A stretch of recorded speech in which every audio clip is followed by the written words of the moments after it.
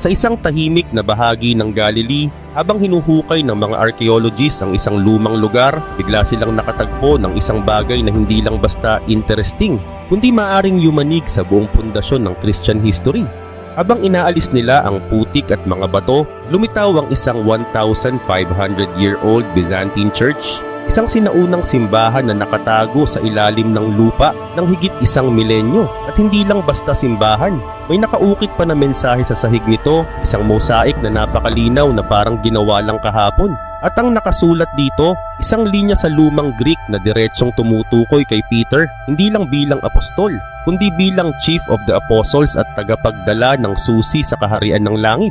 Kung totoo ang interpretasyon na ito, ibig sabihin, ang simbahan na ito ay itinayo mismo sa lugar kung saan nakatira sina Peter, Andrew at Philip, ang mismong Bethsaida na binanggit sa John chapter 1 verse 44. At dito na nagsimula magulantang ang mga eksperto. Bakit? Dahil ang ganitong mensahe, nakaukit sa bato, ay hindi opinyon, hindi haka-haka, at lalong hindi imbento. Isa itong theological na pahayag mula sa mga unang Kristiyano. Isang pahayag na maaaring magbago sa mga matagal ng debate tungkol sa papel ni Peter sa early church. Para itong mensaheng sinelyuhan ng panahon, nakatago sa lupa ng 1,500 years, at ngayon lang muling lumitaw. At ang tanong, bakit halos walang media outlet ang nagbabalita nito? At bakit ganito na lang kalaki ang epekto ng isang simpleng mosaic sa mundo? At yan ang ating aalamin. Pero bago tayo magsimula, huwag kalimutang i-like ang video na ito. Malaking bagay na ito para sa aming mga content creator. Maraming salamat at ngayon simulan na natin. Sa gitna ng sahig ng isang sinaunang mosaic na halos 14 na daang taon nang nakabaon sa putik, may lumabas na mga linyang nakasulat sa lumang Greek. At parang bagong ukit lang talaga. At ang mensaheng iyon malinaw at diretso ay tumutukoy kay Pedro. Hindi ito haka-haka. Ang mismong salita sa mosaic ay halos kaparehong sa Matthew chapter 16 verse 19, kung saan sinabi niya kay Pedro, ibigay ko sa iyo ang mga susi ng kaharian ng langit. At ang pinaka nakakagulat, yung mosaic kahit na nakabaon ng mahigit 1,400 taon ay halos perpekto pa rin. Matalas pa ang mga letra, makintab ang mga kulay. Para bang sinadya talagang itago sa tamang panahon. At tayo ang unang henerasyong pinayagang makita ito. Kaya hindi katakatakang nabigla ang mga eksperto. Ayon kay Dr. Craig Evans, isang kilalang scholar sa kasaysayan ni Jesus, ito raw ang pinakamalinaw na archaeological evidence na nag-uugnay kay Pedro sa bayang ito. At ayon naman kay Dr. Stephen Notley, ang co-director ng excavation, hindi lang ito tungkol sa mosaic, tungkol din ito sa lahat ng pinapatunayan nito, ang simbahan, ang bayan, ang mga taong nabuhay dito. Pero bakit napakahalaga ng natuklasang ito? Dahil ang bayan ng Bethsaida, ang lugar na tinawag sa Bible na tahanan ni Pedro, Andres at Felipe, ay matagal ng misteryo sa mga archaeologists. Ang pangalan ng bayan ay nangangahulugang bahay ng mga mangingisda, swak na swak para sa mga lalaking tinawag ni Jesus mula sa lawa patungo sa misyon na nagbago sa mundo. At ngayon, sa wakas, sa isang simbahan malapit sa Sea of Galilee, lumitaw ang ebidensyang matagal nang hinahanap ng buong mundo. Hindi na ito basta lumang kwento. Ito ay naging bato, ukit at katibayan. Ayon sa mga ebanghelyo, ang Bethsaida ay lugar ng mga himala. Dito nabuksan ang mga mata ng bulag na mababasa sa Mark chapter 8 verse 22. Dito pinakain ni Jesus ang napakaraming tao gamit lang ang ilang tinapay at isda na mababasa naman sa Luke chapter 9 verses 10 to 17. At malapit dito siya naglakad sa ibabaw ng tubig. Pero may isang bagay na hindi alam ng marami. Ang Bethsaida rin ang isa sa iilang bayan na tahasang sinumpa ni Jesus. Sa inyo Bethsaidang kahabag-habag kayo, sabi niya. Kung ginawa sa Tyre at Sidon ang mga himalang nakita nyo, matagal na silang nagsisi. Pagkatapos ng mabigat na deklarasyong iyon, parang bigla na lang nabura ang bayan. Nawala sa kwento, nawala sa mapa, at unti-unting nawala rin sa kasaysayan. Mula noong Middle Ages, hinanap ito ng mga pilgrim. May mga alamat, may mga sabi-sabi, pero walang matibay na ebidensya. Para bang tinakpan ng lupa ang buong bayan. Pati ang parte ng kwento ng ebanghelyo na dapat sana ay malinaw. Noong 19th century, may mga German at American researcher na nagmungkahi na baka ang Ethel, isang burol na nasa halos 2 kilometers mula sa Sea of Galilee, ang dating Bethsaida. Pero ang problema, masyadong malayo sa tubig para sa isang bayan ng mga mangingisda.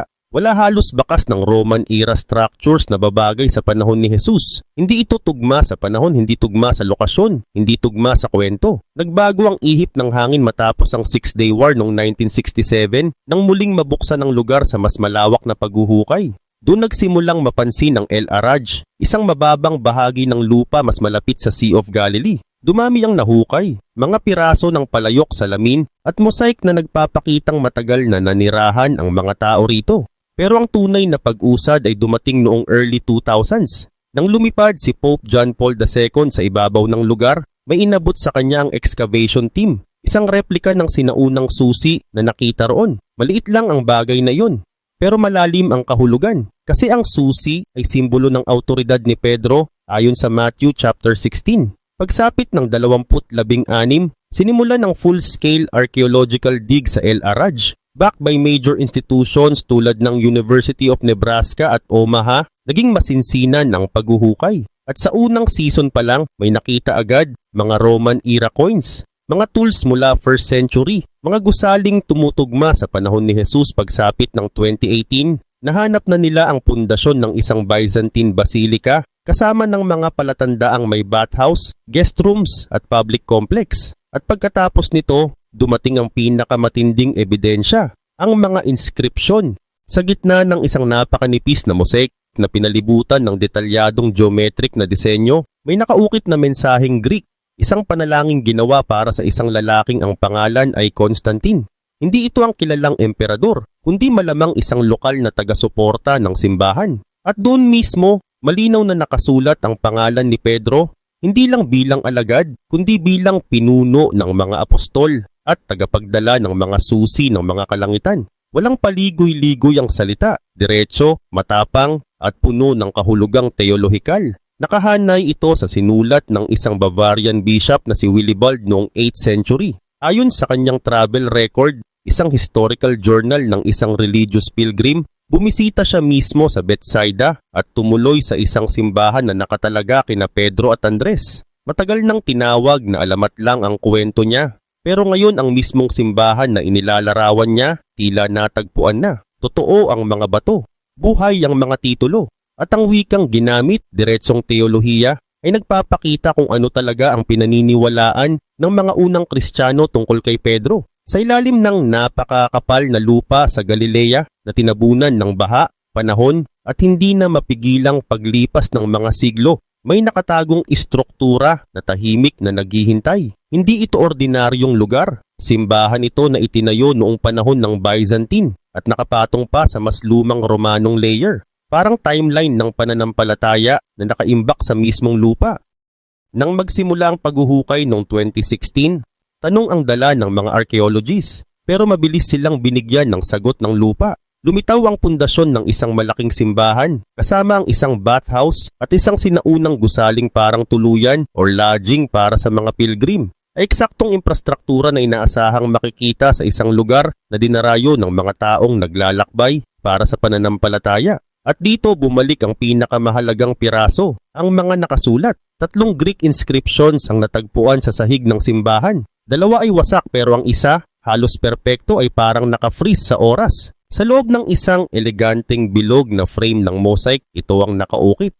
Ang buong mosaic na ito ay ginawa sa pagsisikap ni Constantine, lingkod ni Kristo, para sa pinuno ng mga apostol at may hawak ng mga susi ng mga kalangitan. San Pedro, ipanalangin mo siya at ang kanyang mga anak. Hindi ito poetic lang.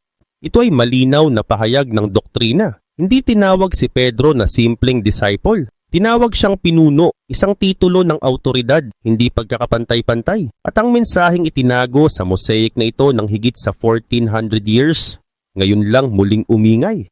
Para sa mga sinaunang Kristiyano, hindi basta-basta inilalagay ang isang simbahan kung saan-saan. Pinipili nila ang mga lugar na may malalim na kahulugan, mga lugar na may totoong nangyari, may kwento at may alaala. Kaya nang mabasa ng mga eksperto ang inskripsyon na tumutukoy kay Pedro bilang tagapagdala ng mga susi, isang tawag na direktang konektado sa sinabi ni Jesus sa Matthew chapter 16 verse 19. Alam nilang hindi ito aksidente. Ang paggamit ng salitang susi ay may malaking simbolo sa Biblia. Sa Isaiah chapter 22 verse 22, ang susi ay tanda ng kapangyarihan at pamamahala. Parang paghahabilin ng tungkulin mula sa isang pinuno patungo sa susunod. Ibig sabihin ang nag-ukit ng mosaic ay malinaw ang paniniwala. Si Pedro ang may espesyal na autoridad sa unang simbahan. Mas lalo pang naging kapanipaniwala ang lahat ng iugnay ito sa isinulat ni Willibald, isang obispo mula Bavaria. Noong 725 AD, naglakbay siya sa Bethsaida at nagsabing tumuloy siya sa isang simbahan doon na nakatayo malapit sa tubig. Isang simbahan na nakalaan daw para kina Pedro at Andres. Dati tinawanan lang ng maraming iskolar ang kwento ni Willibald. Para sa kanila, baka eksaherasyon lang o alamat ng mga peregrino. Pero ngayon nang tumutugma ang layout ng simbahan, ang lokasyon nito malapit sa baybayin at mismong inskripsyon tungkol kay Pedro, nag-iba ang tono ng mga eksperto. Ang dating kwento lang daw ng isang manlalakbay, biglang naging posibleng eyewitness account. Ang simbahan sa ilalim ng lupa ay hindi lang nag-ingat ng mga pangalan. Nag-ingat ito ng alaalang nagdugtong sa unang henerasyon ng mga Kristiyano at sa Ebanghelyo mismo. Para itong tulay na nagdurugtong sa nakasulat na kwento at sa pisikal na ebidensya. At pagdating sa pinakamahalagang tanong, malinaw ang patutunguhan. Hindi lang ito tungkol sa pagtuklas ng isang lumang gusali. Mas malaki ang ipinapahiwatig nito kung tama ang lugar, kung tama ang panahon, at kung tama ang ugnayan sa kwento ng Ebanghelyo. Maaari nating tinitingnan ngayon ang tunay na bayan ni Pedro, Andres at Felipe, ang mismong pinagmulan ng tatlong pinakamahalagang apostol ng Bagong Tipan. Hindi ito haka-haka, hindi ito alamat, ito ay tulay ng kasaysayan. Lumitaw mula sa lupa, buo pa rin ang mensahe matapos ang mahigit 1,400 years. At may isa pang malinaw na indikasyon. Ang simbahan sa El Araj na posibleng itinayo noong 5th o 6th century ay hindi basta itinayo ng walang dahilan. Sa kabila nito, alam ng mga sinaunang Kristiyano ang isang simpleng prinsipyo. Hindi sila basta nagtayo ng simbahan kahit saan. Pinipili nila ang mga lugar na may alaala, may kwento at may naging galaw ng Diyos ayon sa paniniwala nila.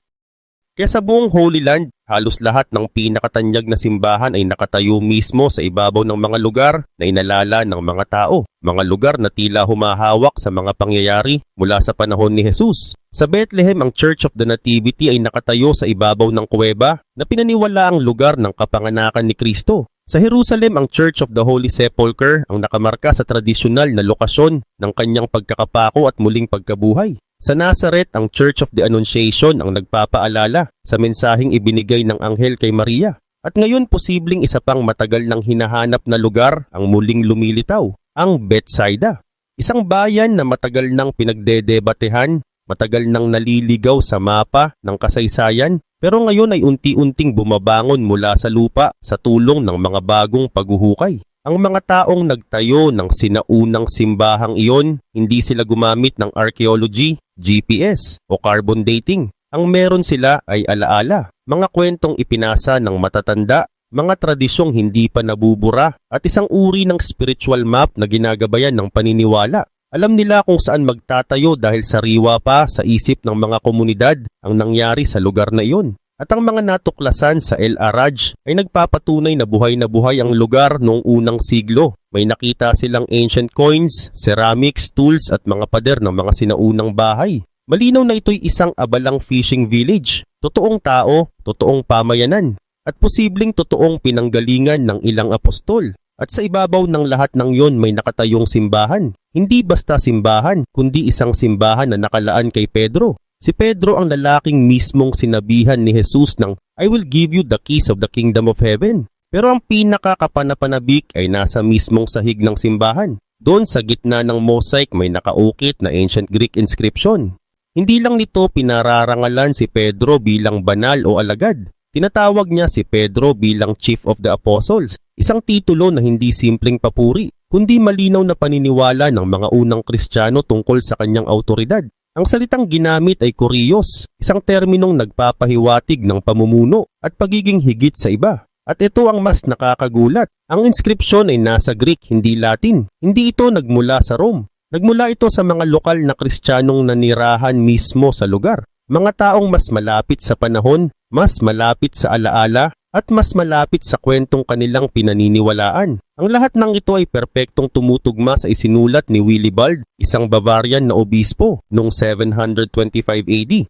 Ayon sa salaysay niya, nagpalipas siya ng gabi sa isang simbahan sa Bethsaida na nakalaan para kina Pedro at Andres. Isang simbahan sa tabi ng tubig, may tulugan para sa mga bisita at may pakiramdam na sagradong lugar. Noon maraming iskolar ang nagsabing alamat lang iyon. Romanticized pilgrimage story. Pero ngayon, nahanap ang simbahan. Tugma ang layout, tugma ang dedikasyon, tugma ang lokasyon, at tugma ang kwento. Ang dating tinawag na pilgrim legend, bigla na ngayong nagmumukang eyewitness account.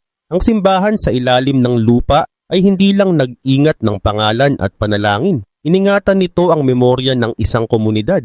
Iningatan nito ang paniniwala ng mga unang Kristiyano. At dahil doon, binibigyan tayo nito ng isang napakabihirang bagay sa larangan ng biblical archaeology. Isang tulay na nagdudugtong sa nakasulat sa teksto at sa nahahawakang ebidensya. At kapag nakuha mo ang tulay na yon, may isa pang tanong na mas mabigat. Kung totoo ang lugar, ano pa ang pinatutunayan nito? Dahil ang simbahan ay hindi itinayo sa random na lokasyon. Nakapatong ito sa ibabaw ng isang unang siglong nayon na tugma sa Gospels, sa kwento, sa lokasyon, at maging sa mga taong galing doon. Isang nayon na maaaring mismong pinanggalingan ni na Pedro, Andres, at Felipe. Hindi ito poetic accident, hindi ito tsamba, hindi ito alamat, ito ay historical continuity. Memoryang iningatan sa lupa, sa bato, sa mga dingding, at sa buhay ng mga taong nanatiling tapat sa kanilang kwento.